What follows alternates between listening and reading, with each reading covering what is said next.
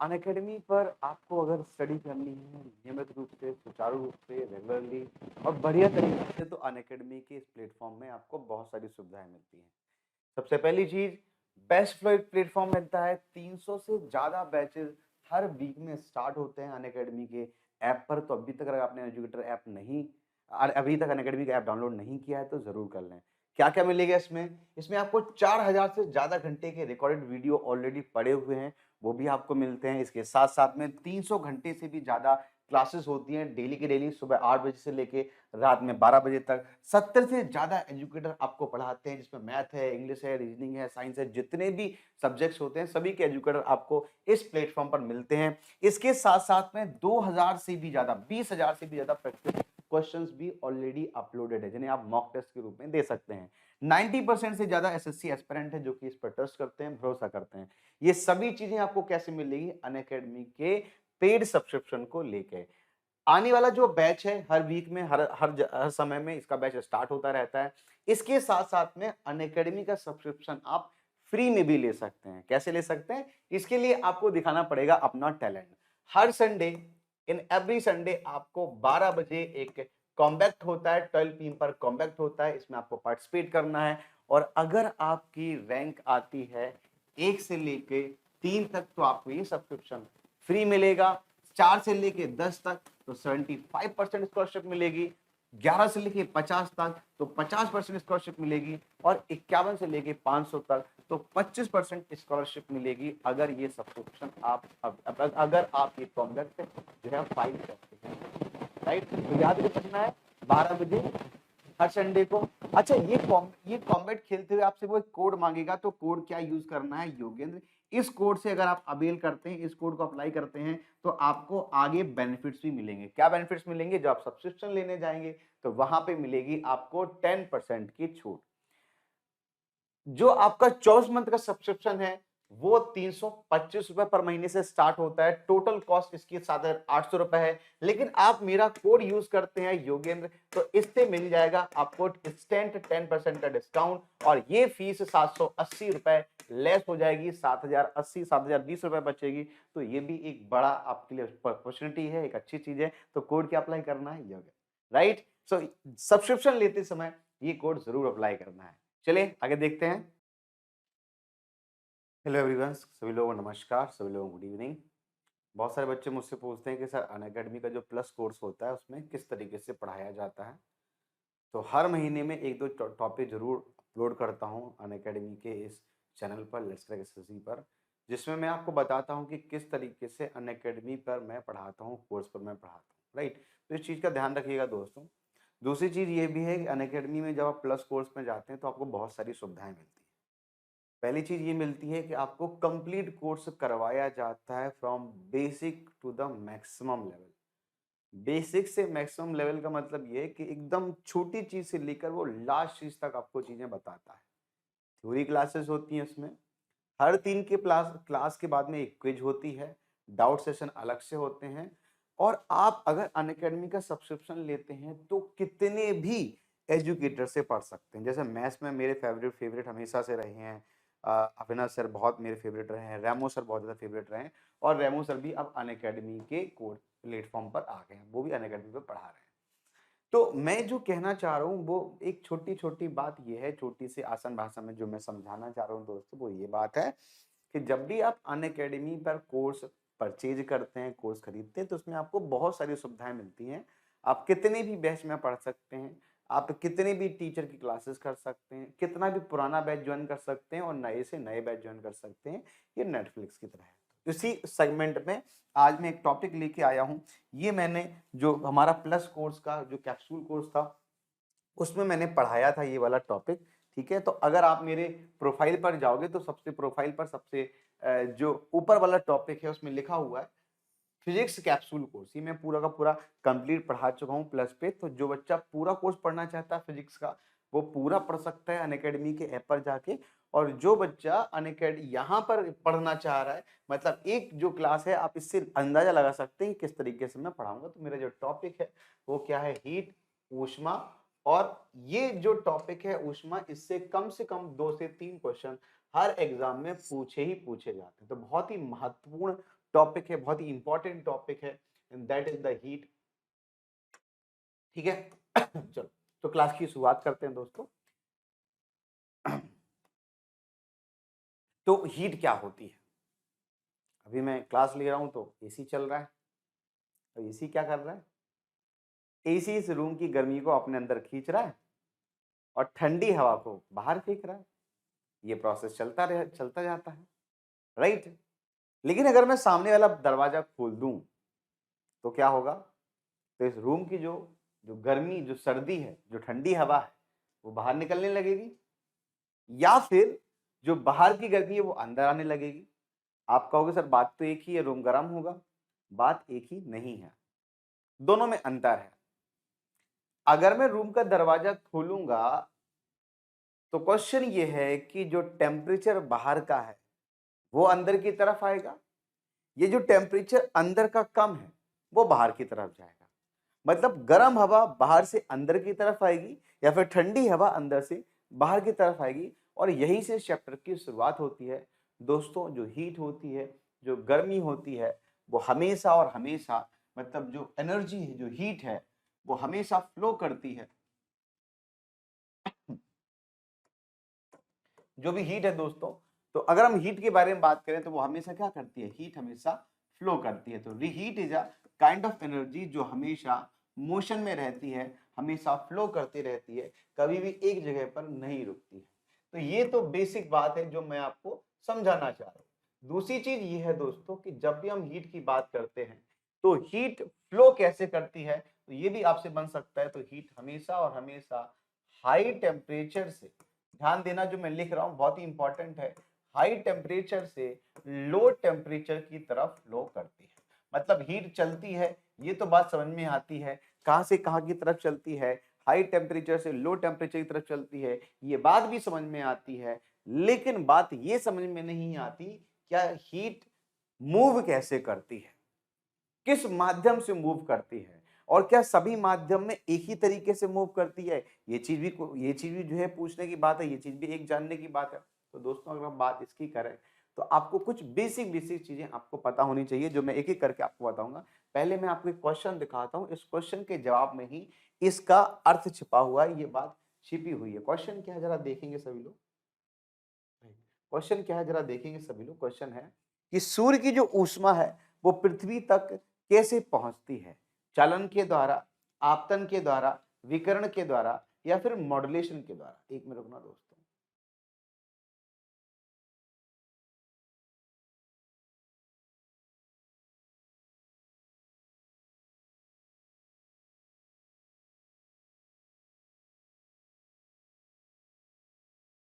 Right.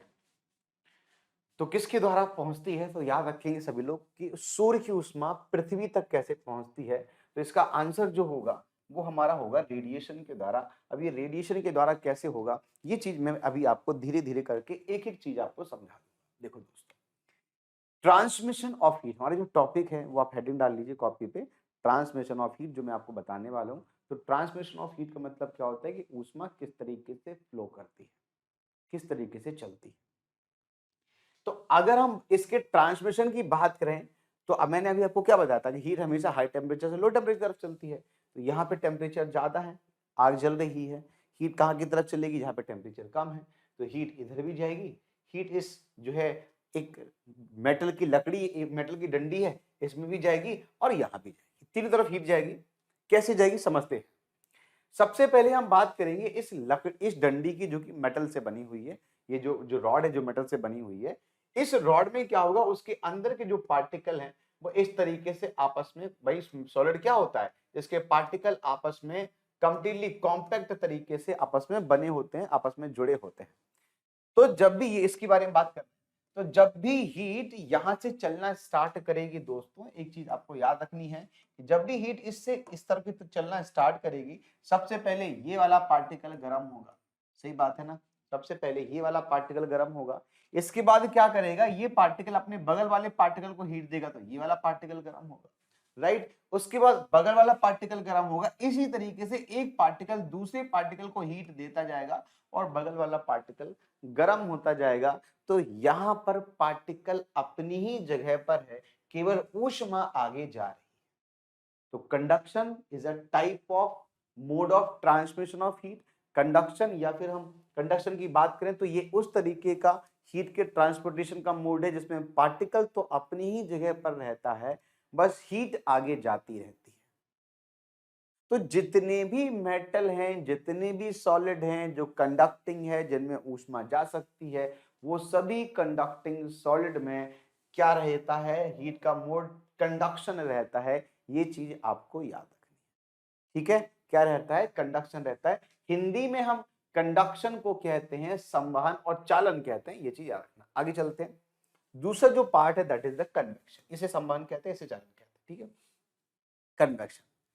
अब देखो यहां पे जब आग जल रही थी तो यहां पे एक पार्टिकल था, ध्यान देना, यहां पर एक पार्टिकल था। ये पार्टिकल गर्म हुआ। जैसे ही ये पार्टिकल गर्म हुआ, इसने उठना स्टार्ट किया तो यहां पर पहुंचा, फिर आगे उठना स्टार्ट किया तो यहां पर पहुंचा, और फिर ऐसे ऐसे करके वो पार्टिकल आगे जाता जा रहा है। और जैसे जैसे पार्टिकल आगे जाता जा रहा है वैसे वैसे हीट को ऊपर लेके जा रहा है। मतलब कन्वेक्शन में क्या होता है दोस्तों, कन्वेक्शन में क्या होता है दोस्तों, हीट ऊपर की तरफ जाती है, पार्टिकल ही ट्रैवल करता है। तो मैंने क्या बताया, कंडक्शन में पार्टिकल ट्रैवल नहीं करता है, ठीक है भाई मेरे। जो जो जो भी पार्टिकल है, जो भी कण है, पार्टिकल ट्रैवल नहीं करता है, ट्रैवल नॉट, ठीक है। कण क्या नहीं करता है, विस्थापन नहीं करेगा, कण मोशन नहीं करेगा, चालन नहीं करेगा। तो जो कण है वो चालन नहीं करता, ठीक है। ये बात समझ में आ रही है। आगे देखो, कंडक्शन में, कन्वेक्शन में कण अपनी जगह से विस्थापित हो जाता है, दूसरी जगह चला जाता है, तो कण यहां पर गति करता है। जो कण है वो क्या करता है दोस्तों, गति करता है। बात समझ में आ रही है। तो कण जो है वो क्या करता है, यहां पर गति करता है। और अगर हम रेडिएशन की बात करें, अब रेडिएशन बहुत दूर है, ये जो आदमी है ना बहुत दूर से ताप रहा है, यहाँ तो पार्टिकल भी नहीं आ रहा है ना भाई, पार्टिकल तो ऊपर जा रहा है, फिर इसे गर्मी क्यों लग रही है। या फिर मैं आपसे ये कहूं कि कोने में, चलो मैं ये भी नहीं कहता, मैं कहता हूं सूर्य है, ये सूर्य है, ये हम हैं, बीच में कोई पार्टिकल ही नहीं है, क्योंकि एटमॉस्फेयर में तो कोई पार्टिकल है ही नहीं। बात समझ में आ रही कि नहीं आ रही। तब भी हमें सूर्य की गर्मी हम तक कैसे पहुंचती है, तो उसका आंसर है रेडिएशन। रेडिएशन क्या होता है, एक तरीके की वेव है, और ये जो वेव होती हैं, जो तरंगे होती हैं, इन्हें माध्यम की जरूरत नहीं पड़ती है। लेकिन दोस्तों रेडिएशन तभी करता है, मैं यहां पे लिख देता हूं, ठीक है, बहुत ही इंपॉर्टेंट चीज है। Radiation occur occur only when temperature is above 800 degree Celsius. क्या हो जाएगा, 800 डिग्री सेल्सियस। तो रेडिएशन तभी करेगी, कोई वस्तु से रेडिएशन तभी निकलता है जब उस वस्तु का तापमान 800 डिग्री सेल्सियस से ज्यादा होता है। और रेडिएशन को मेजर करने के लिए एक थर्मामीटर आता है जो बहुत ही ज्यादा तापमान को मेजर करता है। इस थर्मामीटर का नाम है दोस्तों पायरोमीटर। क्या नाम है दोस्तों, पायरोमीटर। याद रखेंगे सभी लोग। तो कभी आपसे पूछ लिया जाए कि अति उच्चतम तापमान को मापने के लिए हम किस थर्मामीटर का उपयोग करते हैं, तो आंसर हमारा होगा पायरोमीटर। तो मैंने आपको तीनों तरीके समझा दिए। कंडक्शन में पार्टिकल ट्रेवल नहीं करता है, कन्वेक्शन में कुछ भी ट्रेवल नहीं करेगा, पार्टिकल भी नहीं करेगा, ये पार्टिकल भी नहीं होगा, केवल तापमान ज्यादा है तो रेडिएशन निकलती है, और कन्वेक्शन में पार्टिकल जो है वो ट्रैवल करता है। जैसे पानी की अगर हम बात करें तो पानी में पार्टिकल क्या करता है, जैसे मान लीजिए कोई कोई कोई ये है और यहाँ पे हमने गर्म करना स्टार्ट किया, तो जो पार्टिकल गर्म होते जाते हैं वो कहाँ पे होते जाते हैं, ऊपर पहुंचते जाते हैं। यहाँ पे क्या हो रहा है, पार्टिकल ट्रैवल कर रहा है। तो अगर आप पानी को गर्म करते हैं तो उसमें भी क्या होता है, कन्वेक्शन ही होता है, ना कि कंडक्शन, क्योंकि ये सब पार्टिकल ऊपर होते जाते हैं, ठीक है, धीरे धीरे करके पानी गर्म होता जाता है। तो ये चीज आप याद रखिएगा। इसीलिए जब भी कभी भी आप पानी को गर्म करते हैं, बाल्टी में गर्म करते हैं ना, किसी भी बर्तन में गर्म करते हैं, तो सबसे पहले पानी कहाँ का गर्म होता है? ऊपर का पानी आपको गर्म दिखाई देगा, नीचे का ठंडा रहेगा। क्यों? क्योंकि जो गर्म पानी होता है वो ऊपर आ जाता है, उसकी डेंसिटी कम होती जाती है, इसलिए वो क्या होता है? ऊपर आता जाता है। ये चीज़ हमेशा याद रखना दोस्तों। आगे चलें? चलिए, तो अब एक क्वेश्चन है यहाँ पे, बहुत ही बढ़िया क्वेश्चन है। इस प्रश्न का जवाब सोचिए, दीजिए कि क्या इस प्रश्न का जवाब हो सकता है, और जो इस प्रश्न का जवाब होगा उसी से हम आगे की बात करेंगे कि जो शीतकाल होता है, जो ठंडी होती है, उसमें एक मोटी कमीज की अपेक्षा दो पतली कमीजें हमें अधिक गर्म कर पाती हैं, ऐसा क्यों है? आप पहले मुझे ये बताइए कि जो जो एयर होती है, जो हवा होती है, आपको क्या लगता है? वो गर्मी की अच्छी चालक है, गुड कंडक्टर है, या फिर बुरी चालक है, बैड कंडक्टर है, या फिर इंसुलेटर है? तो दोस्तों हमेशा ये चीज याद रखना कि air is a very very bad conductor of heat. जो एयर होती है वो गर्मी की, ऊष्मा की बहुत बुरी कुचालक होती है। लेकिन ये चीज आपके दिमाग में इतने जल्दी नहीं बैठेगी, क्योंकि आपको लगता है कि लू लगती है तो हमें गर्मी लगती है ना? है कि नहीं है? कहीं गर्म हवाएं चलती हैं, गर्मी लगती है, सूर्य की गर्मी लगती है, वो भी हवा से आती है। लेकिन फिर भी मैं आपको धीरे धीरे करके ये चीजें समझा, देखो दोस्त, तो होता क्या है कि शीतकाल में जब दो मोटी कमीजें हैं, मैंने अभी आपको बताया, दो मोटी कमीजें होंगी तो इनके बीच में एयर आ जाएगी। और एयर क्या है? बैड कंडक्टर ऑफ हीट है। अगर बैड कंडक्टर ऑफ हीट है तो दोस्तों बाहर की जो सर्दी है वो अंदर नहीं ट्रेवल कर पाएगी, या फिर अंदर की जो गर्मी है वो बाहर नहीं ट्रेवल कर पाएगी, क्योंकि बीच में क्या है? एयर है, जो कि बैड कंडक्टर ऑफ हीट है।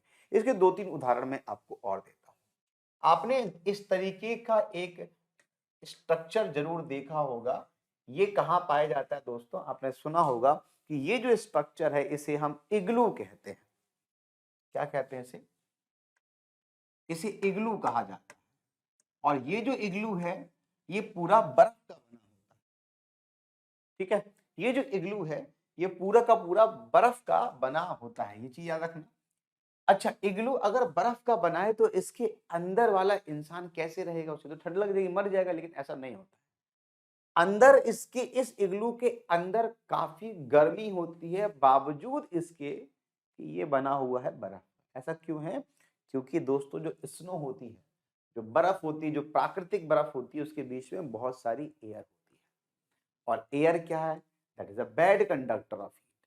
तो जो बाहर की वो जो बाहर का कम टेम्परेचर है वो अंदर नहीं जा सकता, और अंदर आपने एक बार गर्म कर दिया तो अंदर का जो तापमान है, जो गर्मी है, वो बाहर नहीं जा सकती। मतलब अंदर का टेम्परेचर ज्यादा रहता है, इसीलिए इग्लू अंदर से गर्म होते हैं, क्योंकि जो बर्फ है उसके बीच में एयर ट्रैप होती है। और एयर क्या है? Bad conductor of heat. मैं एक और उदाहरण देता हूं दोस्तों। आपने सभी लोगों ने ये जो आपने देखा ही होगा भाई, है ना? मैं एग्जैक्टली तो नहीं बना पाऊंगा इसको है ना, इतनी अच्छी आर्ट नहीं है। ठीक है, तो चल रहने दो। स्वेटर बना रहा था मैं, बन नहीं पाया। तो स्वेटर तो आपने देखा ही होगा, रजाई आपने देखी होगी। तो स्वेटर रजाई में ऐसी क्या चीज होती है जिसके कारण वो गर्म होते हैं? उनके अंदर कोई हीटर भी नहीं लगा है, कोई इलेक्ट्रिसिटी भी नहीं है, कोई लकड़ी भी जल रही है, फिर गर्म कैसे होते हैं? तो एक बेसिक सा आंसर ये है कि जो रजाई होती है उसमें रुई होती है, और रुई के बीच में एयर जमा हो जाती है, एयर ट्रैप हो जाती है। और जब एयर ट्रैप हो जाती है तो आप सबको पता है कि air is a bad conductor of heat. और बैड कंडक्टर ऑफ हीट होने की वजह से जो रजाई है, आप उसके अंदर घुस के अगर आपने एक बार रजाई को गर्म कर दिया तो फिर वो गर्मी बाहर नहीं निकलेगी और बाहर की सर्दी अंदर नहीं आएगी। मतलब वो आपके बीच में एक बैड कंडक्टर का कार्य करेगा। तो आंसर जो हमारा होगा वो यही होगा कि टू, जो एयर होती है, layer act as a conductor, नहीं, नॉट एज ए कंडक्टर। एक मिनट, हाँ, ये वाला पहला वाला क्वेश्चन होगा कि जो दो पतली कमीजें हैं वो अधिक मोटी हो जाती हैं और अथाह सूक्ष्म के संचारण को रोकती हैं। यही आंसर हो जाएगा। सॉरी सॉरी, ये नहीं आंसर, तीसरा वाला आंसर देखिए। तीसरा वाला हमारे मैच करता है कि दो कमीजों के बीच की जो वायु की परत है वो रोधी माध्यम का कार्य करती है, इंसुलेटर का कार्य करती है, इसीलिए ऐसा हो रहा है। सी वाला आंसर सही है। अगला प्रश्न, क्वेश्चन है कि कैलोरी किसकी इकाई होती है? शक्ति की इकाई होती है, ऊष्मा की होती है, प्रकाश की होती है, या फिर दूरी की होती है?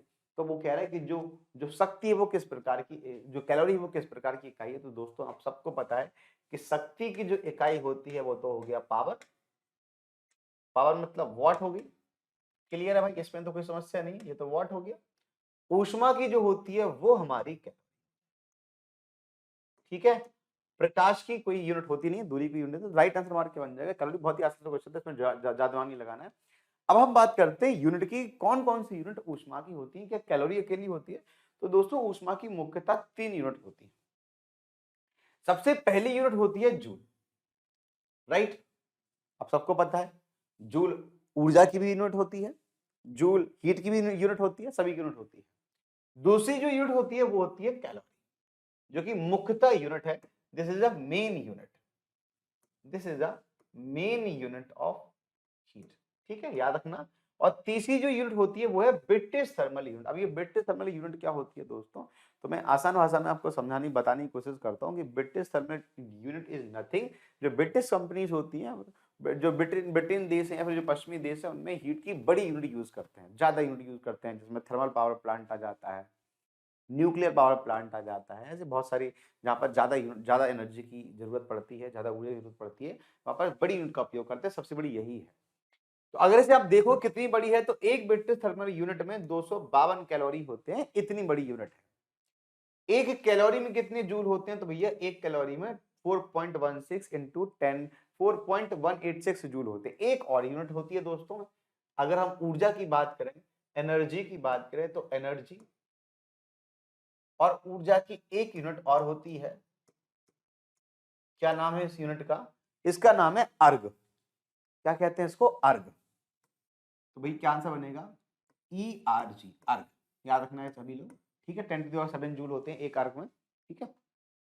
आगे चलते हैं, अगला एक प्रश्न है, देखिए पढ़िए जरा। क्वेश्चन है कि निम्नलिखित में से कौन सी युक्ति, तो जब आप प्लस में पढ़ोगे ना तो ये क्वेश्चंस आपको पहले आते जाएंगे, राइट। तो आपको साथ साथ में मतलब क्वेश्चंस भी मिलेंगे, थ्योरी भी मिलेगी, दोनों चीजें साथ साथ में मिलती चलेंगी। इससे आपके सारे प्रीवियस क्वेश्चन भी कंप्लीट हो जाते हैं और साथ साथ में आपको थ्योरी भी मिल जाती है। तो निम्नलिखित में से कौन सी युक्ति धातु शोधन भट्टी के अंदर का तापमान मापने के लिए सबसे उपयुक्त है, सबसे बढ़िया है। सो विच of the following device is most suitable for measuring the temperature inside a metal refining furnace। देखो दोस्तों आप सबको पता है कि जो मेटल रिफाइनिंग फर्नेस है उनका तापमान कितना है, 5000 degree Celsius, 10,000 degree Celsius, 15,000 degree Celsius, ऐसे तापमान है। इन तापमान को अगर आपको मेजर करना है, इन तापमान को आपको मापना है, तो आप सबको पता है कि इन तापमान को मापने के लिए हम किसी भी तरीके के नॉर्मल थर्मोमीटर का उपयोग नहीं कर सकते, वो खुद ही पिघल जाएगा। वेपर मरकरी का उपयोग करेंगे, भाप में उड़ जाएगा। तो हम क्या करेंगे, रेडिएशन का भी मैंने कुछ देर पहले बताया था कि अगर तापमान, अगर temperature more than 800 degree Celsius है, तो फिर ये कोई भी जो वस्तु होती है, वो रेडिएशन एमिट करती है।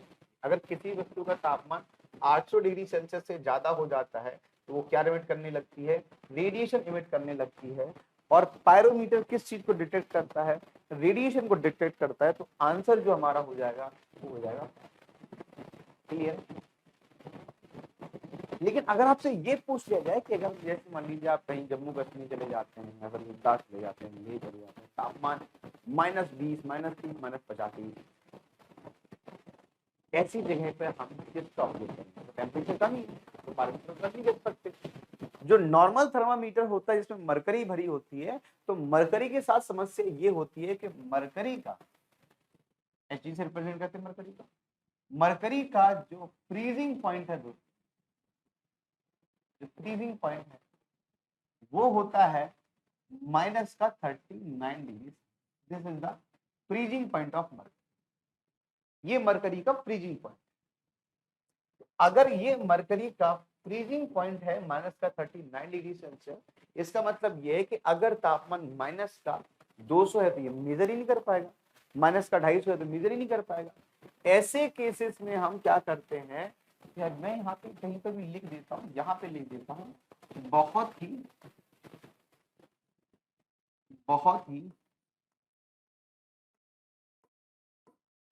कम तापमान वाले क्षेत्रों में,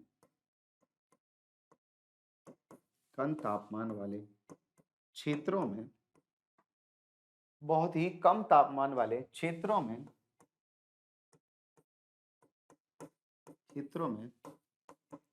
तापमान को,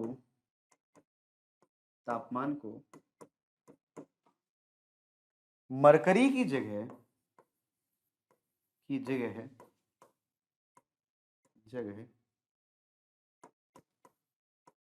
एल्कोहल थर्मामीटर से मापा जाता है। एल्कोहल थर्मामीटर से मापा जाता है। ठीक है, समझ में आ गया? तो ये कहीं पर लिख लेना, बहुत ही जरूरी चीज मैंने लिख दी यहाँ पे कि बहुत ही कम तापमान वाले क्षेत्रों में तापमान को Hg की जगह, मतलब मरकरी की जगह एल्कोहल थर्मामीटर से मापा जाता है। अब एल्कोहल से क्यों मापा जाता है वो भी मैं बता देता हूँ कि जो एल्कोहल होता है उसका जो फ्रीजिंग पॉइंट होता है वो बहुत ही लो होता है। कितना लो होता है? -113 डिग्री। तो कम से कम आपका थोड़ा तो काम चल जाएगा। -200 तो नहीं चले जाओगे आप, तो -250 नहीं चले जाओगे, पॉसिबल नहीं है यार, इतना टेम्परेचर, लो टेम्परेचर होता ही नहीं है। तो जितना लो हो सकता है उतने हो सकते हैं। और एक और इंपॉर्टेंट चीज यहीं से निकल के आती है दोस्तों कि जब भी हम कम तापमान की बात करते हैं, जब भी हम लो टेम्परेचर की बात करते हैं, तो ऐसा साइंस जो लो टेम्परेचर की बात करे उसे हम कहते हैं क्रायोजेनिक। तो कभी भी जब भी क्रायोजेनिक लिख के आए तो समझ लेना बात हो रही है लो टेम्परेचर की। एग्जाम्पल के थ्रू रूप में क्रायोजेनिक इंजन मिसाइल में यूज होता है, क्रायोजेनिक एनिमल जो कम तापमान पर सर्वाइव करते हैं, क्रायोजेनिक जो है वो मेटल जो कम तापमान पर जो है फ्लो करते हैं, इनका यूज किया जाता है। क्रायोजेनिक साइंस ऐसी साइंस जो कम तापमान की चीजों पर अध्ययन करती है। तो क्रायोजेनिक का मतलब ही है लो टेम्परेचर। ठीक है, बात समझ में आ रही है? तो मैंने दो चीजें आपको बताई हैं। क्या क्या चीजें बताई हैं कि हाई टेम्परेचर के लिए हम पायरोमीटर का उपयोग करते हैं और लो टेम्परेचर के लिए हम एल्कोहल थर्मामीटर का उपयोग करते हैं, और नॉर्मल टेम्परेचर के लिए हम जनरली जो है वो जो क्लिनिकल थर्मामीटर होता है उसका उपयोग करते हैं।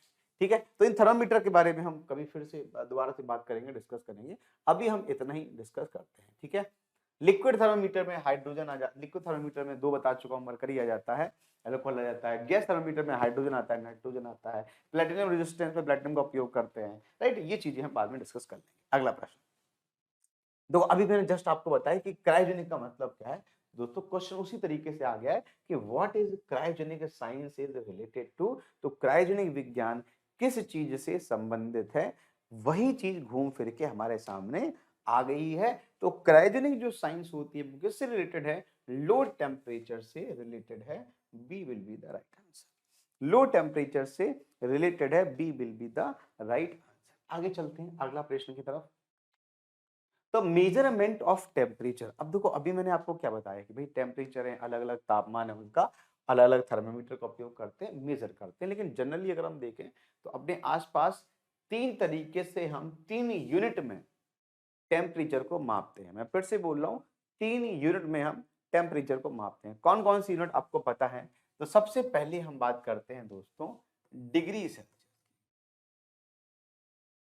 डिग्री सेल्सियस, ठीक है भाई, बताओ, आपको पता ही होगा हम अपने आसपास का तापमान किस में मापते हैं? डिग्री सेल्सियस में मापते हैं। राइट, बात है कि नहीं? डेली बताया जाता है 25 डिग्री सेल्सियस यहाँ का तापमान है, 32 डिग्री सेल्सियस वहां का तापमान है। जब भी हम विज्ञान पढ़ते हैं तो उसमें भी हम डिग्री सेल्सियस जानते हैं।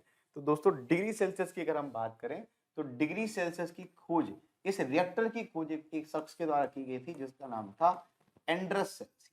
क्या नाम था? एंड्रस सेल्सियस। कितनी बात समझ में आ रही है? लिखते चलना साथ साथ में तो चीजें ज्यादा बेटर रहेंगी। डिग्री सेल्सियस जो होता है, जो पैरामीटर होता है दोस्तों, वो 0 डिग्री से स्टार्ट होता है। 0 डिग्री सेल्सियस से इसकी शुरुआत होती है और 100 डिग्री सेल्सियस तक ये जाता है। ऐसा मैं क्यों बोल रहा हूं? ऐसा मैं इसलिए बोल रहा हूं क्योंकि 0 डिग्री सेल्सियस को हम कहते हैं फ्रीजिंग पॉइंट। हिंदी में क्या कहते हैं दोस्तों? हिंदी में सबको पता चल गया होगा। इसे फ्रीजिंग पॉइंट को हिंदी में कहते हैं हिमनांक।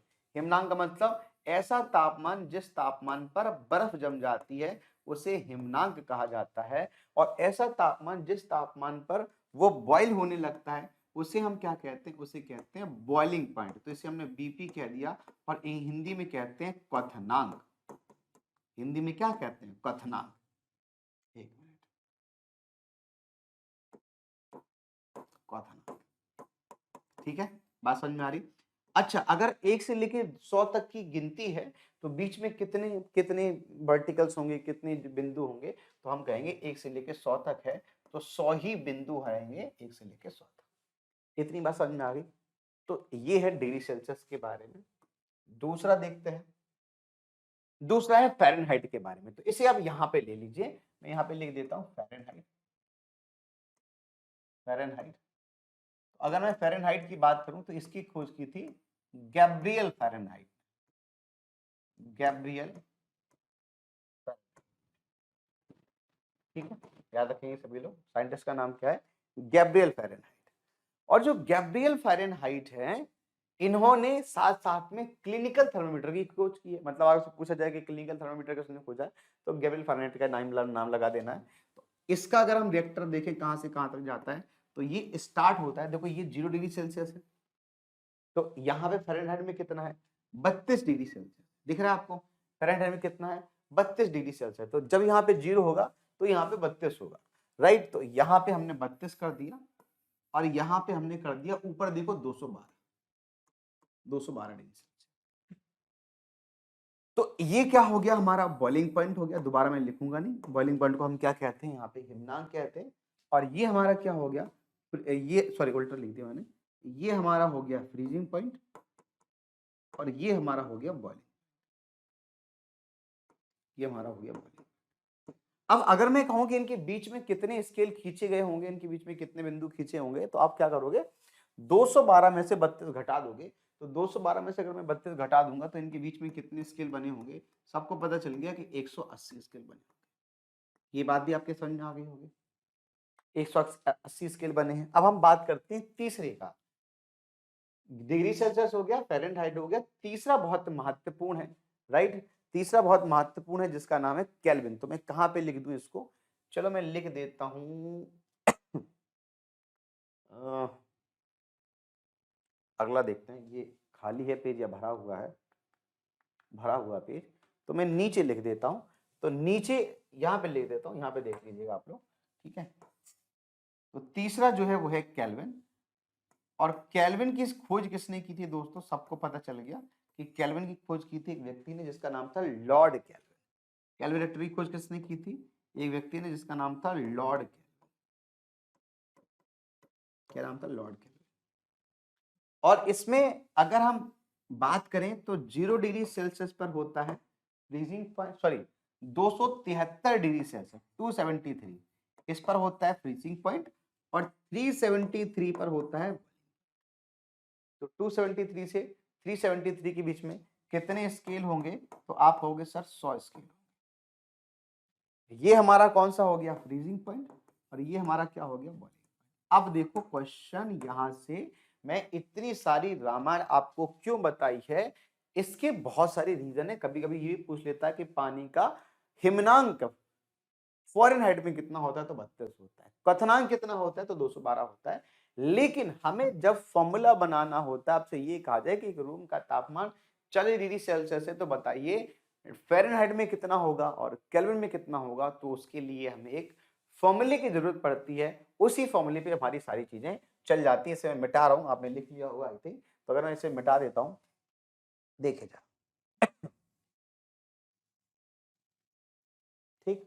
तो अगर मैं बनाना चाहूं तो मुझे तीनों स्केल पता चल गए हैं कि जो केल्विन स्केल है, जो डिग्री सेल्सियस है, वो 0 से स्टार्ट होता है, 100 डिग्री तक जाता है, राइट। इसके बीच में 100 कॉलम। इसी तरीके से जो दूसरा वाला है वो 32 से स्टार्ट होता है, 212 तक जाता है, इसके बीच में 180 स्केल। और तीसरे वाले की अगर हम बात करें, ये 273 से स्टार्ट होता है, 373 तक जाता है, इसके बीच में 100 जो है स्केल। अब मैं क्या करता हूं, फॉर्मूला बनाता हूं। क्या फॉर्मूला बनाएंगे हम, तो लिखेंगे हम सबसे पहले F, सॉरी सबसे पहले C है, तो C माइनस जहां से स्टार्ट हो रहा है 0, डिवाइडेड बाय कितने स्केल है बीच में, तो 100 बराबर करेंगे सभी को, is equal to F minus कहां से स्टार्ट हो रहा है 32 से, इनके बीच में कितने जीरो हैं तो 180, इज इक्वल टू के माइनस कहां से स्टार्ट हो रहा है 273 से, कितने जीरो हैं तो 100। बोलो सही है, यहां तक बात समझ में आई सबको। अब जरा इस वाले पार्ट को हम क्या कर देते हैं, सॉरी, अब जरा हम क्या करते हैं, थोड़ी थोड़ी चीजें समझना, बड़ा हो रहा है, ठीक है। अब हम जीरो को हटा देते हैं क्योंकि जीरो का कोई रोल नहीं, ठीक, जीरो को हमने हटा दिया। जरा देखो ये बीच में 180 है, सॉरी ये भी गड़बड़ हो गया, ये बीच में कितना है 180, ठीक। अब देखो ये जीरो कट गया, ये जीरो कट गया, ये जीरो दो से और भी कट रहा है एक बार, तो 2 पंचे 10, ये 5 बार कट गया, 2 नंबर 18, ये 9 बार कट गया, 2 पंचे 10, ये 5 बार, ठीक। क्या फॉर्मूला बन के आया हमारा, तो फॉर्मूला बन के आया C/5 is equal to F minus 32/9 is equal to K minus 273/, ये फॉर्मूला हमारा निकल कर आ गया। C/5 is equal to F minus 32/9 is equal to K minus 273/5। This is the formula जो हमारे पास निकल कर आया, ये वो फॉर्मूला है जो हमारे पास निकल कर आया। क्लियर है ये बात, यहां तक समझ में आ गई सभी लोगों को। अब हम क्या करेंगे, कन्वर्ट करना स्टार्ट करेंगे। क्वेश्चन को जरा हम लेंगे, क्वेश्चन क्या है कि बर्फ का गलनांक कितना होता है, और उसने किनारे पे लिख दिया है केल्विन। अभी जस्ट मैंने आपको बताया कितना होगा 273.16, दशमलव को इग्नोर भी करोगे तब भी काम चलेगा, 273.16। आगे देखो दोस्तों, किसी द्रव्य का तापमान फ़ारेनहाइट पर 32 फ़ारेनहाइट है, सेल्सियस पैमाने पर उसका तापमान कितना होगा। क्वेश्चन समझ में आ गया होगा दोस्तों। तो दोस्तों कुछ भी नहीं करना है, अगर उसने कहा कि 32 फ़ारेनहाइट है, किस पर है, द्रव का तापमान फ़ारेनहाइट पैमाने पर 32 है, किस पे पूछ रहा है वो, सेल्सियस पे पूछ रहा है, तो फॉर्मूला लिखेंगे C/5 is equal to F minus 32/9। लेकिन केल्विन में कोई रिलेशन है नहीं, तो केल्विन लेने की जरूरत हमें नहीं है। इज इक्वल टू, केल्विन लेने की जरूरत नहीं है, मैंने क्या बोला अभी, तो अगर केल्विन लेने की जरूरत नहीं है तो हटा देते हैं केल्विन, सीधे सीधे इसी को कंसीडर करते हैं। फ़ारेनहाइट में तापमान कितना है 32, तो अगर मैं यहाँ पे 32 लिख दूंगा, अगर मैं यहाँ पे 32 लिख दूंगा, 32 में से 32 गया जीरो, ये सब कुछ जीरो हो गया, तो सेल्सियस में कितना आ गया जीरो। लेकिन ये सब करने की जरूरत नहीं थी, आपको ऑलरेडी पता होना चाहिए कि फ़ारेनहाइट पर जब तापमान 32 होता है तो डिग्री सेल्सियस पर तापमान जीरो होता है, इसीलिए मैंने आपको वो पूरी की पूरी रामायण बताई थी। आप समझ में आ रहा है, ये सारे क्वेश्चन देखो सीजीएल 2016 में पूछा गया है। एक और देखते हैं, सेंटीग्रेड स्केल का आविष्कार किसने किया था। अभी मैंने जस्ट आपको बताया कि सेंटीग्रेड आविष्कार जो सेंटीग्रेड वाला है वो एंड्रस सेल्सियस ने किया है, सेल्सियस का। गैब्रियल फ़ारेनहाइट ने एक तो किस चीज का आविष्कार किया, सबसे पहली चीज तो जो थर्मामीटर है इसका आविष्कार किया, ठीक है, थर्मामीटर का आविष्कार किया। साथ साथ में जो फ़ारेनहाइट स्केल है इसका भी आविष्कार किया, तो दोनों आविष्कार इन्हीं के नाम पर आ जाते हैं। विलियम थॉमसन, इन्होंने तो लॉ दिए थे वगैरह, राइट ब्रदर्स ने प्लेन का आविष्कार। अगला प्रश्न, तापमान की एसआई इकाई क्या होती है। अभी जस्ट मैंने आपको बताया कि अगर हम हीट की बात करें, दोनों की बात समझना, heat is the property, heat क्या है, एक प्रॉपर्टी है, कोई वस्तु कितनी जो है वो गर्म है, उसके अंदर जो ऊर्जा है उसे हम हीट कह रहे हैं, और इसी हीट को मापने की जो यूनिट है उसे हम टेम्परेचर। तो टेम्परेचर और हीट में बेसिक डिफरेंस समझना दोस्तों, टेम्परेचर हीट को मापने की इकाई है, हीट की जो एसआई यूनिट होती है वो कैलोरी होती है, और जो टेम्परेचर की यूनिट होती है जिसे हम साइंटिफिक रूप से लेते हैं वो क्या होती है, केल्विन। बहुत इंपॉर्टेंट चीज है। अब केल्विन क्यों लेते हैं, इसका सबसे बड़ा लॉजिक ये है दोस्तों कि हीट एक ऊर्जा है जो कभी भी नेगेटिव में नहीं होती। बात समझ रहे हैं, हीट एक ऊर्जा है, ऊर्जा कभी भी नेगेटिव में नहीं होती है। किसी भी वस्तु को आप चाहे जितना ठंडा कर दो, उसके अंदर कुछ ना कुछ ऊर्जा रह ही जाएगी, कुछ ना कुछ गर्मी रह ही जाएगी। ऐसा नहीं हो सकता कि आप पूरी उसकी गर्मी निकाल दो। ऐसा तभी हो सकता है जब उसे एब्सोल्यूट जीरो टेम्परेचर पर आप ला दोगे, जो कि सैद्धांतिक रूप से तो पॉसिबल है लेकिन प्रैक्टिकली पॉसिबल नहीं है। वो क्या होता है मैं आगे जाके बताऊंगा। तो अगर किसी भी चीज में कोई भी चीज नेगेटिव में नहीं हो सकता तो उसकी नेगेटिव वैल्यू भी नहीं लेनी चाहिए, क्योंकि वो जब मल्टीप्लाई करोगे आप किसी फॉर्मूले में रखोगे न्यूमेरिकल निकालोगे गड़बड़ी हो जाएगी। तो इसलिए थर्मोडायनामिक्स में हमने मेन यूनिट के लिए ली केल्विन ले ली, क्योंकि केल्विन कभी भी 0 केल्विन से नीचे नहीं जाता है। केल्विन की नेगेटिव वैल्यू पॉसिबल ही नहीं है। ये सैद्धांतिक प्रैक्टिकल किसी भी रूप से नेगेटिव वैल्यू नहीं होती केल्विन की, हमेशा पॉजिटिव। आगे देखो, आगे चलते हैं। किस तापमान पर फ़ारेनहाइट शुद्ध जल में जम जाता है? अभी जस्ट मैंने आपको बताया है कि वो कौन सा तापमान है जिस तापमान पर जो फ़ारेनहाइट है वो शुद्ध जल में जम जाता है। तो आंसर हो जाएगा दोस्तों 32 डिग्री। अभी मैंने बताया आपको। आगे चलते हैं, अगला प्रश्न। किस तापमान पर सेल्सियस और फ़ारेनहाइट स्केल का संख्यात्मक मान बराबर बराबर होता है? 2017 के सीजल में पूछा था। मुझे याद है कि मैं 2015 से पढ़ाना स्टार्ट किया था। ऑफलाइन कोचिंग पढ़ाता था पहले। तो ऑफलाइन में जब मैंने पढ़ाना स्टार्ट किया तो ये क्वेश्चन मैं हर बार कराता था। 2017 के सीजल में ये क्वेश्चन आया। एक बच्चा, जब मैं मतलब हमारा 2-3 फ्लोर पे था, मैं ऊपर से नीचे आ रहा था, एक बच्चा है कह रहा है सर देखो आपका क्वेश्चन जो आप कराते थे। तो मैंने कहा यार ये मेरा क्वेश्चन नहीं है, ये एसएससी ने ही क्वेश्चन दिया था। यार बस ये है कि ये क्वेश्चन इतना ज्यादा बार पूछा गया, इतने ज्यादा बार आया है कि मैं मुझे भी भाई मजबूरी होगी कि चलो ये क्वेश्चन मैं जरूर कराऊंगा। बस मैं नहीं समझ रहा है। तो एसएससी जो बढ़िया बढ़िया प्रश्न होते हैं वो हर एक एग्जाम रिपीट करता है, चाहे एसएससी हो या कोई भी एग्जाम। तो भाई क्वेश्चन देखो क्या है कि भाई सेल्सियस और फ़ारेनहाइट दोनों बराबर हैं, तो मैं कुछ भी नहीं करूंगा, मैं दोनों को बराबर कर दूंगा। C/5 equal to F minus 32/9। ये फॉर्मूला मुझे पता है। अब मैं क्या करूंगा कि मैं चाहे C को F कर दूं, F को C कर दूं, कोई मुझे समस्या नहीं। तो मैं क्या करूंगा, सीधे सीधे F को हटाऊंगा और यहाँ पे C रख दूंगा, क्योंकि F और C दोनों क्या है, बराबर है। मल्टीप्लाई कर लो, इधर 9 का मल्टीप्लाई करेंगे तो 9C आएगा, इधर 5 का मल्टीप्लाई करेंगे तो 5C आएगा, 5 का मल्टीप्लाई इधर 32 से करेंगे तो माइनस का 160। अब जब मैं 5C को इधर लेके आऊंगा तो ये हो जाएगा 4C बराबर माइनस का 160। तो C बराबर कितना हो जाएगा, माइनस का 40। This will be the right. ठीक है, तो -40 डिग्री सेल्सियस पर दोनों संख्यात्मक रूप से बराबर होते हैं। अब अगर आपसे ये पूछ लिया जाए कि डिग्री सेल्सियस फ़ारेनहाइट के आधा होता है, डिग्री सेल्सियस फ़ारेनहाइट के 4 गुना होता है, डिग्री सेल्सियस फ़ारेनहाइट के 5 गुना होता है, तो भी आप अपने हिसाब से एडजस्ट कर लेना। जितना कहा जाए उधर रख देना, आंसर आ जाएगा। ठीक है, आगे देखते हैं अगला प्रश्न। ठीक है, कार के रेडिएटर में पानी का प्रयोग किया जाता है क्यों? कभी आपने देखा होगा जो गाड़ी वगैरह चलती है ना, तो उसमें अब तो खैर बहुत सारे लोग कूलेंट का उपयोग करने लगे हैं, लुब्रिकेंट का उपयोग करने लगे हैं, अलग-अलग चीज़ों का उपयोग करने लगे हैं।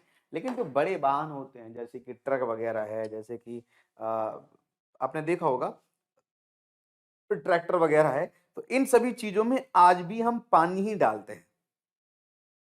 ठीक है, इन सभी चीज़ों में हम पानी ही डालते हैं। अब क्वेश्चन ये बनता है दोस्तों कि पानी का ही उपयोग क्यों करते हैं? पानी की जगह हम और किसी चीज़ का उपयोग क्यों नहीं करते? हम ऑयल का उपयोग क्यों नहीं करते? या फिर हम जो है मिट्टी का उपयोग क्यों नहीं करते? Why water? तो अच्छा क्वेश्चन है। तो इसका आंसर ये है कि पानी एक ऐसी वस्तु है, एक ऐसी चीज़ है जो बहुत देर में गर्म होती है और बहुत देर में ठंडी भी होती है। दोनों ही चीज़ें ऐसी हैं। तो अगर गाड़ी का जो रेडिएटर है अगर वो गर्म हो रहा है तो आपने पानी डाल दिया, अब वो देर में गर्म होगा, और जब वो देर में गर्म होगा तो काफी देर तक पानी उस गाड़ी के रेडिएटर को ठंडा रखेगा। अब ऐसा क्यों होता है उसका आंसर आगे की डेफिनेशन में है, जो मैं आपको बता देता हूं। और इस वो है स्पेसिफिक हीट। इसे कहते हैं it has the high specific heat. अगर कोई वस्तु बहुत देर में गर्म हो रही है तो उसकी स्पेसिफिक हीट ज्यादा है। और स्पेसिफिक हीट क्या होती है वो हम इस डेफिनेशन के थ्रू देखेंगे, जानेंगे। ठीक है, तो देखो दोस्त, है क्या, मान लीजिए दो बर्तन हैं, एक ये बर्तन है, इसमें पानी भरा हुआ है, एक ये बर्तन है, दोनों एक एक केजी ले लिया हमने, ये भी 1 किलोग्राम का पानी भरा हुआ है, ये भी 1 किलोग्राम का ऑयल भरा हुआ है। ये क्या है, ये हमारा वाटर है, ये हमारा ऑयल है। ठीक, दोनों को हमने क्या किया, गरम किया, इसको भी गरम किया, इसको भी गरम किया। ठीक, अब हम दोनों को गरम कर रहे हैं, बराबरी से टेम्परेचर दे रहे हैं। अब आप सोचिए कि पहले कौन सी चीज गरम होगी, तो अपने दिमाग लगाइए कौन सी चीज गरम होगी। ठीक है, तो मैं अगर कहूं कि ये ए है, ये बी है, तो कौन सी चीज गरम होगी। तो आप लोगों के दिमाग में एक चीज हमेशा डेफिनेटली आई होगी कि पानी गरम होगा, जो कि बिल्कुल गलत है। पानी पहले गरम नहीं होगा, पहले ऑयल गरम। क्यों ऑयल गरम होगा, क्योंकि स्पेसिफिक हीट का मतलब होता है 1 किलोग्राम वस्तु का तापमान 1 डिग्री बढ़ाने में जितनी ऊष्मा की जरूरत होती है उसे स्पेसिफिक हीट कहते हैं। और पानी की स्पेसिफिक हीट बहुत ज्यादा होती है ऑयल से। मतलब अगर पानी का तापमान आपको 1 डिग्री बढ़ाना है, बस समझिएगा, अगर पानी का तापमान आपको 1 डिग्री बढ़ाना है तो पानी को ज्यादा ऊष्मा देनी पड़ेगी एज कंपेयर टू ऑयल। कितनी ऊष्मा देनी पड़ेगी, यहां पे देखो लिखा हुआ है, वाटर को हमें 4200 जूल की हीट देनी पड़ेगी। अगर इसकी जगह पर आप आयरन गर्म करोगे तो मात्र आपको 460 जूल देनी पड़ेगी, मात्र 460। अगर मैं आपसे कहूं कि यहां पर तीसरी वस्तु है, ये आइस है, बर्फ कहते हैं ना, तो जरा मुझे बताओ कि इसको भी मैंने गर्म किया, ये सी पार्ट है। अब पहले पानी गर्म होगा या पहले आइस गर्म, राइट? तो पहले पानी गर्म होगा या पहले आइस गर्म होगी, तो फिर से आपने गलत सोचा, पहले आइस गर्म होगी।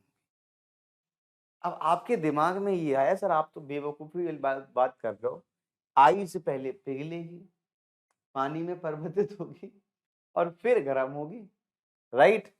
लेकिन आपने ध्यान से नहीं सोचा मैं क्या कह रहा हूं। 1 डिग्री तापमान बढ़ाने के लिए आइस जल्दी जल्दी पिघलेगी, जल्दी जल्दी अपना तापमान 1 डिग्री बढ़ा लेगी। मतलब 1 डिग्री 0 डिग्री सेल्सियस से उसे 1 डिग्री पहुंचने में कितनी जरूरत है, 2100 जूल की जरूरत है, मात्र 2100 जूल।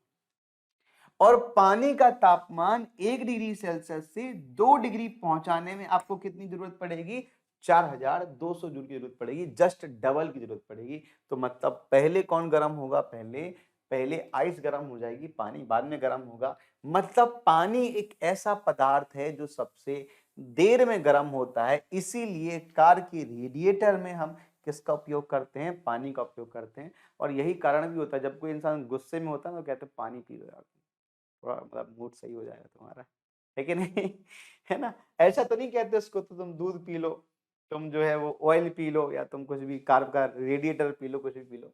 सो हम अगर डेफिनेशन वाइज जाएं तो स्पेसिफिक हीट का मतलब होता है the amount of heat required to raise 1 degree Celsius temperature of 1 gram substance, या 1 किलोग्राम सब्सटेंस भी ले सकते हैं, यूनिट मास लिया जाता है। ऊष्मा की वह मात्रा जिससे, सॉरी, ऊष्मा की वह मात्रा जिससे 1 ग्राम पदार्थ का तापमान 1 डिग्री बढ़ाया जा सके, उसे हम क्या कहते हैं, उसे हम कहते हैं स्पेसिफिक हीट। अब जहां बहुत ही महत्वपूर्ण जो चीज है वो है मरकरी। इसे ध्यान से देखना, आप इस पूरी चार्ट में आप देखोगे तो मरकरी की वैल्यू बहुत कम है, और पानी से तो बहुत ही ज्यादा कम है। मतलब मात्र 140 जूल में इसका तापमान 1 डिग्री बढ़ जाएगा। इसका मतलब जल्दी जल्दी गर्म होगा ये।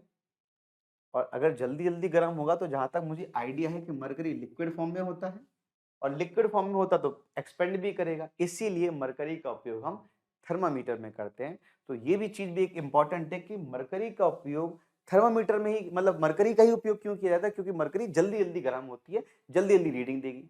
तो फिर हम लेड को देखो जरा ध्यान से, लेड तो इससे भी ज्यादा कम है, 130 ही है, तो लेड का उपयोग क्यों नहीं करते? लेड तो और भी जल्दी गर्म हो जाएगा।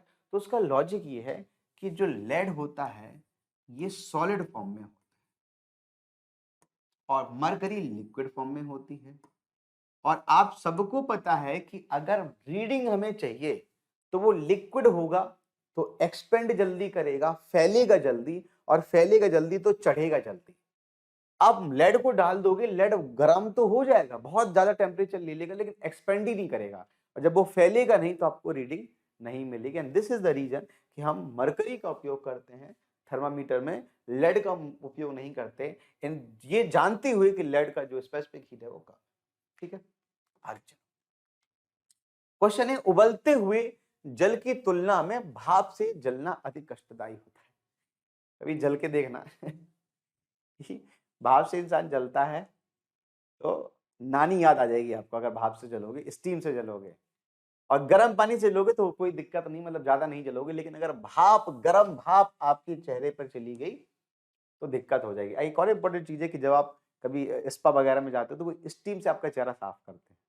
पानी से क्यों नहीं साफ करते? गर्म पानी आपके चेहरे पर लगा दो, सब रगड़ डालो। स्टीम से क्यों करते हैं? रीजन बिहाइंड ये है कि स्टीम ज्यादा गर्म होती है, और ज्यादा गर्म क्यों होती है उसका रीजन है गुप्त ऊष्मा। नाउ व्हाट इज गुप्त ऊष्मा, ये मैं आपको बताता हूं कि भाप में बाष्पन की गुप्त ऊष्मा होती है, जिसकी वजह से जो भाप होती है वो ज्यादा गर्म होती है, ज्यादा आपको जलाती है, ज्यादा आपको प्रॉब्लम क्रिएट करती है। ठीक है, देखो भाई क्या होती है लेटेंट हीट और गुप्त ऊष्मा, ये चीज मैं आपको समझाता हूं, एक एक करके समझिएगा, एक एक करके चीजें हम चलाएंगे। ठीक है,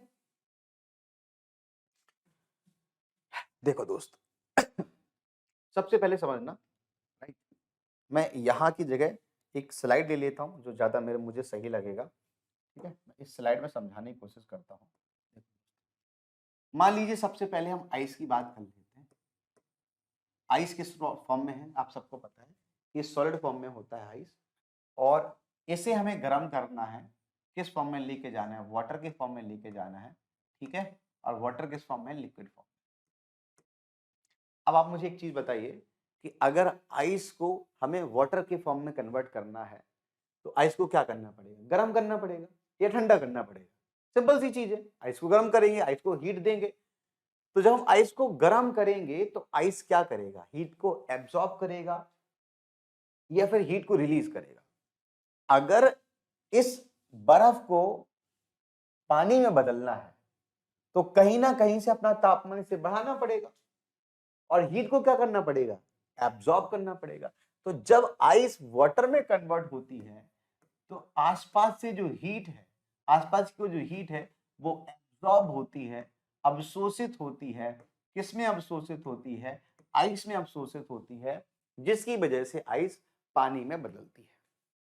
और जितनी हीट एब्सॉर्ब होती है, इस एब्सॉर्ब हीट को हम कहते हैं latent heat of, latent heat of, latent heat of मतलब किसमें? ये क्या हो गया? ये तो पिघलना हो गया, गलना हो गया। तो लेटेंट हीट ऑफ मेल्टिंग, क्या कहते हैं? Latent heat of melting.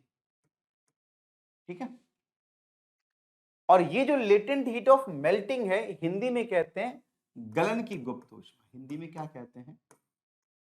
गलन की गुप्त ऊष्मा। ठीक है, धीरे धीरे करके चीजें समझना, गलन की गुप्त ऊष्मा। अब देखो यहां से एक क्वेश्चन बनता है कि कभी आप बर्फ को अपनी गद्दी पे रखोगे ना तो आपकी गद्दी ठंडी हो जाती है, ठंडा महसूस होता है आपको। उसी बर्फ को आप पानी में डालोगे तो पानी ठंडा हो जाता है, कोको कोला में डालोगे तो कोला ठंडी हो जाती है। क्यों ठंडी हो जाती है? क्योंकि जो आइस है, राइट, ये जो बर्फ है, जब इसे आप कहीं भी एटमॉस्फेयर में रखते हैं, कहीं भी रखते हैं, तो ये अपने आप को बदलने की कोशिश करती है, अपने आप को वाटर में कन्वर्ट करने की कोशिश करती है, और ऐसा करने के लिए से कहीं ना कहीं से हीट की जरूरत पड़ती है, हीट की अमाउंट की जरूरत पड़ती है। और हीट कहां से लेती है? जहां पे रखी है, अगर आपकी गद्दी पर रखी है, अगर आपके पॉम पर रखी है, तो वो आपकी जो जो भी गद्दी है, जो भी आपका जो जो फिंगर्स हैं, इससे हीट एब्जॉर्ब करेगी। और जब इससे हीट एब्जॉर्ब करेगी तो आपके हाथ की हीट कम हो जाएगी, आपको ठंडा लगेगा। आपने आइस को पानी में डाला, पानी की जो गर्मी है पानी की जो हीट है वो आइस क्या करेगी, एब्जॉर्ब करेगी, और जब वो एब्जॉर्ब करेगी तो पानी का तापमान क्या हो, कम हो जाएगा। बात समझ में आ रही कि नहीं आ रही?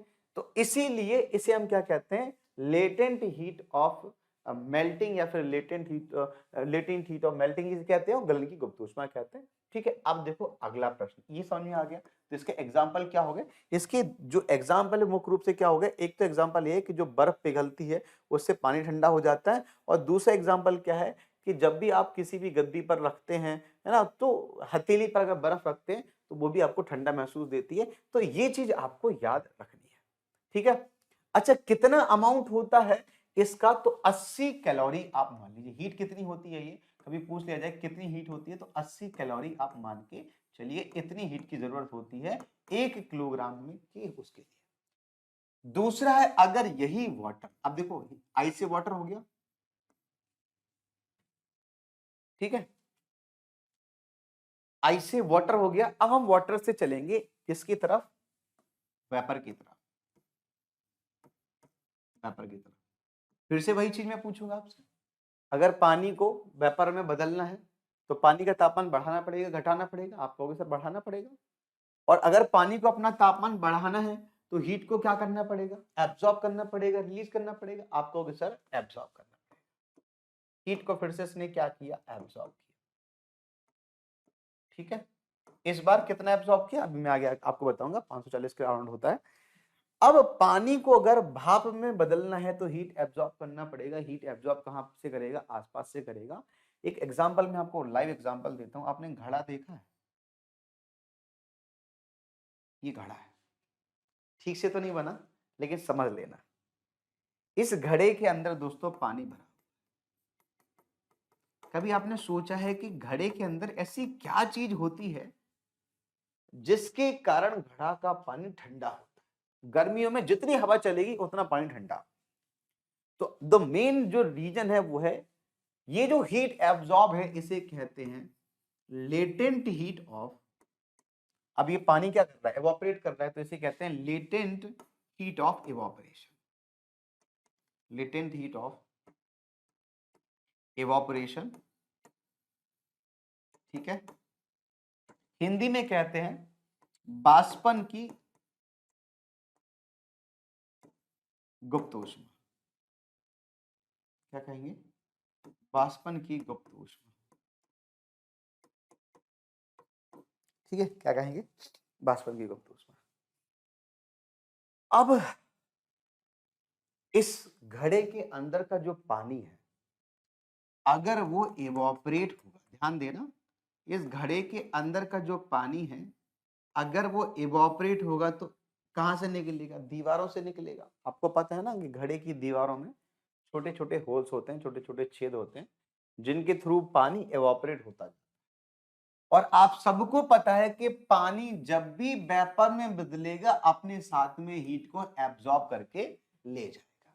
तो एक बूंद निकली, साथ में कुछ हीट बाहर निकल गई, दूसरी बूंद निकली, ये भी हीट बाहर निकल गई, तीसरी बूंद निकली, ये भी हीट बाहर निकल गई। धीरे धीरे धीरे धीरे करके सारी हीट बाहर निकलती जाती है, वो वहां से रिलीज होती जाती है, और फिर ये पानी जो घड़े का पानी है वो ठंडा हो जाता है, इसीलिए इसका पानी ठंडा होता है। दूसरी चीज समझना दोस्तों, एक और एग्जांपल देता हूं मैं आपको। बहुत तेज गर्मी है, आप बाहर से आते हैं, एकदम पसीने से भीगे हुए हैं, और जैसे ही ऊपर बढ़िया पंखा चल रहा है, आप पंखे के नीचे बैठते हैं, आपको अरे मजा आ गया, एकदम ठंडा, एकदम चिल्ड, एकदम कूल। ऐसा क्यों होता है, एसी तो नहीं काम कर रहा है, हवा तो पहले भी चल रही थी, लेकिन जब पसीना सूखता है तो बहुत मजा आता है। तो रीजन बिहाइंड, जब आपकी बॉडी से पसीना सूखता है जो कि वाटर के फॉर्म में है, और जब वो सूखेगा तो वेपर के फॉर्म में जाएगा, तो अपने साथ कुछ ना कुछ हीट लेके जाएगा। और हीट कहां से लेगा, वो आपकी बॉडी से लेगा। तो जब बॉडी की हीट को वो बाहर निकालता है तो आपको ठंडा महसूस होता है। दूसरा एग्जाम्पल, तीसरा एग्जाम्पल, तौलिया आप लेना, तौलिया मतलब कुछ भी कपड़ा ले लेना, और उसको गीला करना, और बहुत तेज जब लू चल रही हो ना तो छत पे जाना और पूरा मुंह ढक लेना। जब आप मुंह ढकोगे ना तो आपको अंदर ठंडी ठंडी हवा है, जैसे कि कूलर में होता है। आपने कूलर भी देखा होगा, कूलर में क्या लगा, पानी चलता रहता है, वहां से हवा आती है, पास करती है, ठंडी हो जाती है और फिर हमको वो फेंक देता है।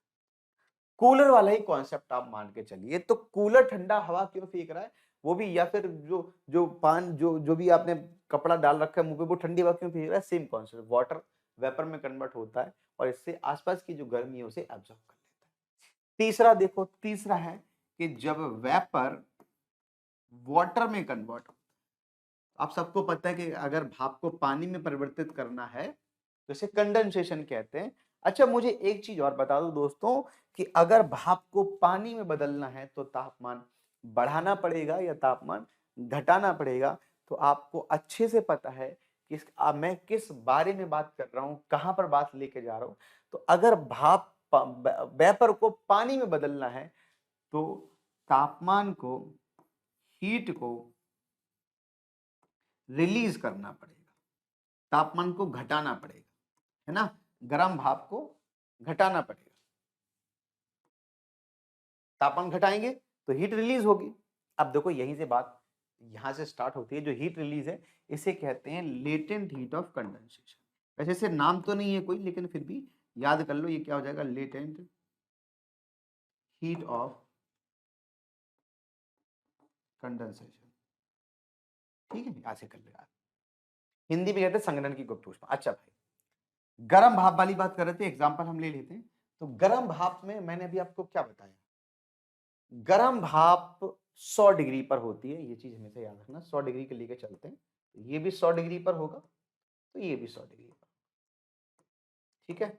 और एक और इंपॉर्टेंट चीज है कि जब लेटेंट हीट की हम बात करते हैं तो लेटेंट हीट में तापमान नहीं बदलता है, जब फेज चेंज होता है तो तापमान नहीं बदलता है। ठीक है, इसका एग्जांपल मैं भी आपको बताऊंगा, डेफिनेशन प्रॉपर्ली बताऊंगा कि इसका मतलब क्या है। तो अगर भाप को हमें पानी में बदलना है तो ऊष्मा को बाहर निकालना पड़ेगा। अब मान लीजिए 100 डिग्री की भाप थी, सबसे पहले हम पानी की बात कर रहे हैं। 100 डिग्री का पानी था, आपकी स्किन पे पड़ा, आप जल गए, आपको जो है वो इंजरी हो गई। फिर अगर मैं आपसे कहूं कि ये 100 डिग्री के पानी के जगह 100 डिग्री की भाप होती तो क्या होता, तो सबसे पहले तो 100 डिग्री की भाप आपको जलाती। ठीक, इसके बाद जब वो भाप आपकी स्किन में कांटेक्ट में आती तो अपने आप को परिवर्तित करने की कोशिश करती वाटर में, और वाटर में परिवर्तित करने के लिए उसे अपने अंदर की ऊष्मा को बाहर निकालना पड़ता। और अगर बाहर निकालना पड़ता तो अंदर की जो हीट निकल रही है वो भी आपकी स्किन पे ही निकलेगी। बात समझ रहे हैं। तो पहली बार तो आप भाप के 100 डिग्री के तापमान से जले, दूसरी बात उसके अंदर की जो हीट निकल रही है, लेटेंट हीट ऑफ कंडेंसेशन, उससे जले। और जब वो ये हीट निकाल देगी तो किस में कन्वर्ट हो जाएगी, 100 डिग्री के पानी में। तो तीसरी बार आप पानी से जले। मतलब आप जब वेपर से जलते हैं तो पहली बार वेपर से, दूसरी बार लेटेंट हीट से, तीसरी बार 100 डिग्री के वाटर से जलते हैं। और जब वाटर से जलते हैं तो एक ही बार जलते हैं। तो बात समझ में आ रही मैं क्या कह रहा हूं कि जो व्यक्ति भाप से जलता है वो ज्यादा जलता है, क्योंकि उसे 3 बार जलाती है भाप और वाटर केवल एक बार जलाता है। यही इसका सबसे बढ़िया एग्जाम्पल था जो मुझे आपको बताना था। ठीक है भाई, तो समझ में आ गया लेटेंट हीट का मतलब क्या होता है। अब हम डेफिनेशन लिख लेंगे फटाफट। तो डेफिनेशन क्या कहती है, the amount of heat required, मैं यहां पे लिख देता हूं, एक मिनट।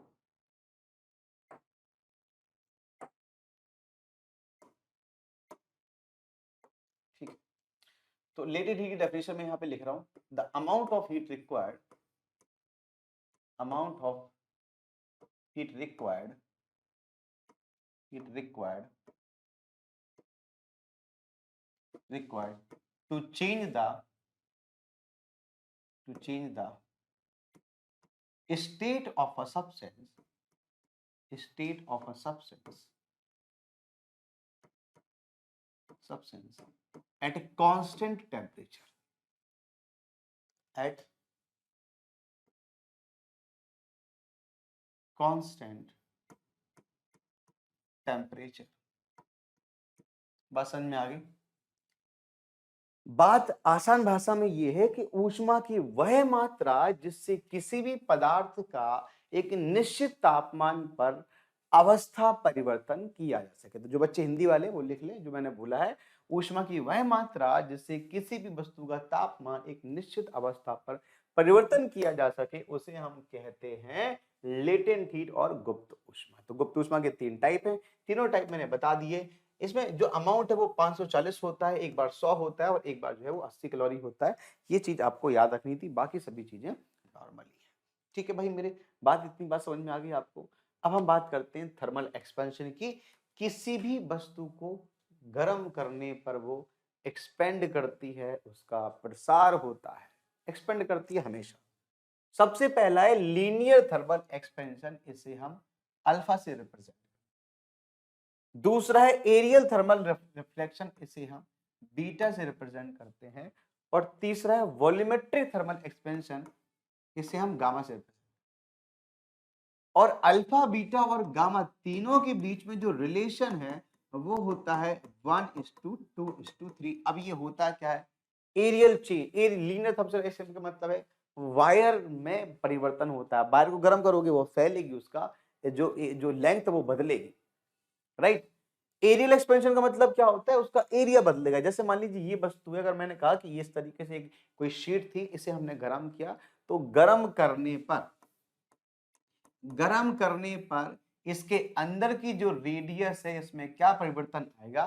तो आप ये कहोगे कि सर गर्म करेंगे तो ये फैलेगा, ये अंदर से बाहर आएगा और अंदर वाला जो रेडियस है ये भी बाहर की तरफ फैलेगा, मतलब अंदर का रेडियस बढ़ जाएगा। तीसरा होता है वॉल्यूमेट्रिक एक्सपेंशन, की वॉल्यूम भी चेंज होता है, किसी वस्तु का वॉल्यूम भी बढ़ता है। गुब्बारा ले लो, गर्म हवा भर दोगे तो धीरे धीरे करके वो बढ़ती जाएगी और गुब्बारा फूट जाएगा। वॉल्यूमेट्रिक एक्सपेंशन है। अब ट्रेन के बीच में खाली स्थान आपने देखा होगा, क्यों रखा जाता है? इसलिए रखा जाता है कि गर्मियों में ये एक्सपेंड करती है, फैलती है, तो बीच में खाली स्थान कर दिया। जब बीच में खाली स्थान कर दिया तो क्या हो गया? वो जो खाली स्थान वो भर जाएगा, है ना। ऐसा नहीं होगा कि ट्रेन ऊपर की तरफ आ गई, एक के ऊपर एक चढ़ गई, ऐसा नहीं होगा। या फिर क्रैक आ गया, या फिर टेढ़ी हो गई, ये सब नहीं होंगे। तो बीच में खाली स्थान कर देते हैं। ठीक है, बात समझ में आ गई?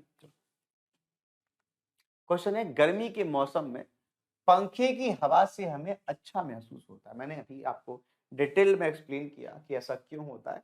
तो क्वेश्चन आंसर ये हो जाएगा इसका कि हमारा पसीना तेजी से वाष्पित होता है, जिसके कारण बाष्पन की गुप्त ऊष्मा के कारण हमें ठंडा महसूस होता है। ठीक है, तो आंसर क्या होगा? सी हमारा आंसर हो जाएगा। अगला प्रश्न, जलयुक्त गिलास में तैरता हुआ बर्फ का टुकड़ा जब पिघलता है तो पानी का स्तर क्या होगा? उस पानी के स्तर का क्या होगा? एक गिलास, ठीक है। अब ये जो गिलास है दोस्तों, इस गिलास में एक जो है वो बर्फ का टुकड़ा पड़ा हुआ है। हमने बर्फ का टुकड़ा डाल दिया, पहले से पिघलता जब ठीक है। अब जब ये पिघलेगा तो क्या होगा? तो दोस्तों आपने एक नियम सुना होगा, एक आपने लॉ सुना होगा, उस लॉ का नाम है आर्किमिडीज का सिद्धांत।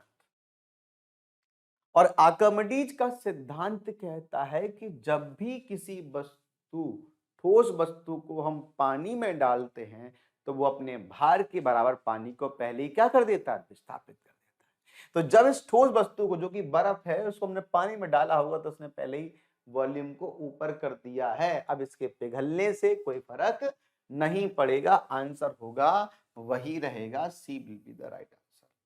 ना तो ऊपर जाएगा ना अंदर जाएगा। मैं ऑलरेडी बता चुका हूं, ये आर्किमिडीज के प्रिंसिपल के आधार पर है। आगे देखो, जब पानी को 0 डिग्री सेल्सियस से 10 डिग्री सेल्सियस तक गर्म किया जाता है तो इसके आयतन पर क्या प्रभाव पड़ेगा? दोस्तों एक चीज इंपॉर्टेंट है कि जब बर्फ 0 डिग्री सेल्सियस पर होती है तो एक चीज हमेशा याद रखना कि इसका वॉल्यूम बढ़ा हुआ रहता है। क्या होता है? वॉल्यूम की बात हो रही है, वहां पे भार की बात थी, यहाँ इसका वॉल्यूम क्या होता है? इसका वॉल्यूम बढ़ा हुआ रहता है, वॉल्यूम ज्यादा होता है। क्यों ऐसा है वो भी बता देता हूं मैं। आपने सुना होगा कि सर्दियों में जो पानी की पाइपलाइन है वो फट जाती है ना। ऐसा क्यों होता है? ऐसा इसलिए होता है क्योंकि जब बर्फ जमती है तो उसका वॉल्यूम बढ़ जाता है। आप फ्रिज की बॉटल, फ्रिज पानी के अंदर जो बॉटल होती है फ्रिज की, उसके अंदर पानी भरिए और फ्रिज में रख दीजिए। कुछ देर बाद क्या होगा? फट जाएगी फ्रिज की बॉटल। क्यों फट जाएगी? वही रीजन है जो मैंने अभी आपको बताया। क्योंकि जब पानी बर्फ में बदलता है तो उसका वॉल्यूम बढ़ जाता है। जब वॉल्यूम बढ़ता है तो फ्रिज की बॉटल फट जाएगी।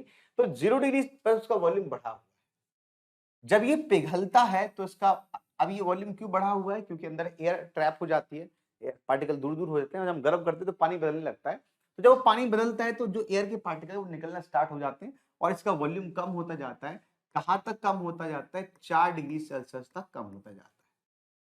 मतलब पानी का सबसे कम वॉल्यूम, सबसे मिनिमम वॉल्यूम वी मिनिमम किस पे होता है? 4 डिग्री सेल्सियस पर होता है। वी मिनिमम 4 डिग्री सेल्सियस पर होता है। तो 0 डिग्री सेल्सियस से लेके 4 डिग्री सेल्सियस तक वी जो है वो डिक्रीज करता है, और 4 डिग्री सेल्सियस के बाद में वी जो है वो इंक्रीज करता है। तो आप ऐसे ही अंदाजा लगा लो कि जब 0 से लेके 10 तक हम करेंगे तो पहले घटेगा और फिर बढ़ेगा। अब यहां पे एक और इंपॉर्टेंट चीज आ जाती है कि पानी का घनत्व, या फिर हम कहें तो डेंसिटी मैक्सिमम किस तापमान पर होती है? पानी का घनत्व और डेंसिटी मैक्सिमम किस तापमान पर होती है? तो आंसर दोस्तों क्या बनेगा कि डेंसिटी इज इक्वल टू होता है मास अपॉन वॉल्यूम।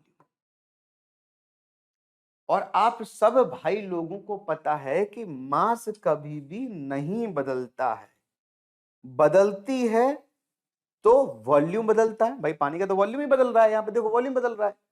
तो जहां पर वॉल्यूम मिनिमम होगा वहीं पर डेंसिटी मैक्सिमम। और वॉल्यूम मिनिमम कहां पे होता है? 4 डिग्री पर होता है। मतलब डेंसिटी मैक्सिमम जो डी मैक्सिमम है ये किस पर होगा?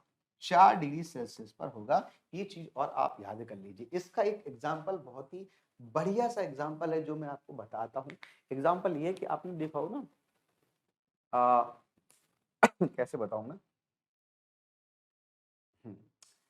जो तालाब होते हैं, तालाब में जो मछलियां होती हैं, जैसे आप डल झील में जाओ तो जम जाती है, सर्दियों में जम जाती है, कनाडा में जाओगे जम जाती है, राइट। तो जो बहुत सर्दीले इलाके हैं वहां पे अगर आप जाओगे तो पूरा जम जाता है। अब वो ये क्वेश्चन है कि अगर जब झील जम जाती है, सब कुछ जम जाते हैं, तो जो उसके अंदर के जीव वो तो मर ही जाते होंगे? ऐसा नहीं होता है। देखो सबसे भारी पानी 4 डिग्री पर है, और जब बर्फ जमती है तो जो भारी पानी होगा वो कहां पर होगा? सबसे नीचे होगा। सबसे नीचे मतलब एकदम तलछटी पे होगा। तो जितने भी जीव होते हैं, जो मछलियां होती हैं, वो सारी की सारी कहाँ चली जाती हैं? नीचे चली जाती हैं, एकदम नीचे चली जाती हैं, जहां पर वो 4 डिग्री का पानी उनको मिल जाता है और वो सरवाइव करने लगती हैं। दूसरी चीज, जब ऊपर ऊपर की तरफ बर्फ जमती है तो वो इंसुलेटर की तरह कार्य करती है, जिससे अंदर की जो गर्मी है वो अंदर ही ट्रैप रहती है और बाहर की जो सर्दी है वो बाहर ही रहती है। ये भी एक इसका लॉजिक है। पसीने का मुख्य उपयोग क्या है? तो मैंने आपको क्या बताया, पसीना जब आता है तो गर्मी को खींच के बाहर लेके जाता है। कोई इंसान बहुत तेज बुखार है ना, उसको पसीना अगर आ जाए, बुखार उतर जाता है, बुखार कम हो जाता है। क्यों हो जा रहा है? अंदर की गर्मी हटा देता है, बॉडी का टेम्परेचर घटा देता है। तो पानी का एक जो बड़ा कार्य है वो यही कार्य है कि जो शरीर का तापमान होता है वो इसको नियंत्रित करता है, और यही इसका मुख्य कार्य है, यही इसका मेन यूज है जो मैं आपको बताना चाह रहा हूं। ठीक है भाई, मेरे बात समझ में आई? आगे चलें। चलो ठीक है। हैंडपंप जो शीतकाल होता है तो उसमें हैंडपंप का जो पानी होता है वो गर्म होता है, क्योंकि शीतकाल में हैंडपंप का पानी गर्म होता है। क्योंकि ऐसा क्यों है भाई? बताओ जरा, कौन बताएगा क्यों है? शीतकाल में हमारा हमारा शरीर ठंडा होता है, जल जल गर्म जो है वो प्रतीत होता है। तो दो कुछ भी नहीं है, जमीन के अंदर का पानी का टेम्परेचर वही है, ऊपर का तापमान बदलता घटता रहता है। जब सर्दियां होती हैं तो ऊपर का तापमान कम हो जाता है, अंदर का तापमान तो 25 ही है। जमीन के अंदर का तापमान तो 25 ही है, ऊपर का तापमान 14 है। तो जब 25 डिग्री का आप पानी निकालोगे तो वो आपको गर्म लगेगा। बात समझ में आ रही है? अच्छा, अब आई सर्दियां, अब आई गर्मियां आई। गर्मियों में ऊपर का तापमान हो गया 40 डिग्री सेल्सियस, लेकिन जमीन के अंदर का तापमान तो 25 ही है। तो जब आप 40 डिग्री तापमान में 25 डिग्री का पानी निकालोगे तो वो आपको ठंडा लगेगा। तो ये याद रखना कि भाई नीचे गर्मियों में पानी गर्म होता है ना, गर्मियों में पानी नीचे से ठंडा निकलता है, सर्दियों में पानी नीचे से गर्म निकलता है। ऐसा कोई सिस्टम नहीं, पानी वही है, आपको वो ठंडा और गर्म निकल रहा है। तो क्वेश्चन इसका आंसर शीतकाल में हमारा शरीर ठंडा होता है तथा जल जो है वो गर्म प्रतीत होता है। This is the right answer. चलिए, तो ये मुझे लगता है सफिशिएंट क्वेश्चंस है और भी बहुत सारे क्वेश्चंस इसमें बचे हुए हैं।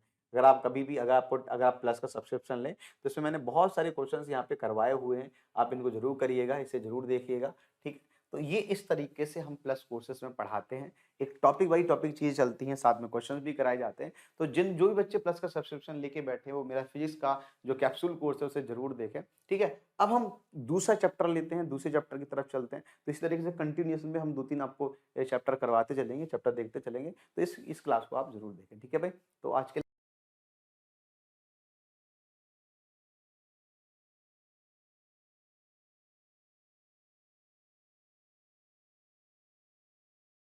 लिए मतलब इसके लिए इतना ही है। हम जो चलेंगे वो नेक्स्ट टॉपिक की तरफ चलेंगे, ठीक है?